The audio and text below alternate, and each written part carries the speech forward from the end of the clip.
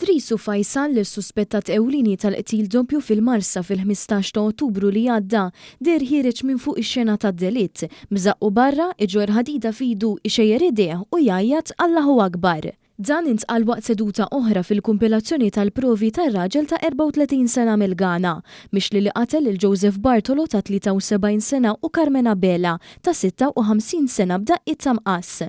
Fejn fil-prosekuzzjoni mexja mill-Ispettur Wayne Camilleri xed li Faisal der jagħmel dan filmati li nġabru mill-kameras tas-sigurtà barra r-razzett li fih kienu jgħixu għatta immigranti.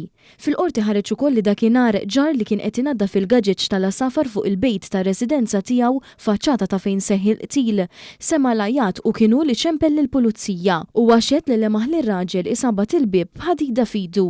Intant fix-xhieda tiegħu l-Ispettur Camilleri qal li fuq il-post waslu l-ewwel il-Pulizija tal-Kavallerija u raw li ż-żewġ vittmi mal-art wiċċhom il fuq fadira demm.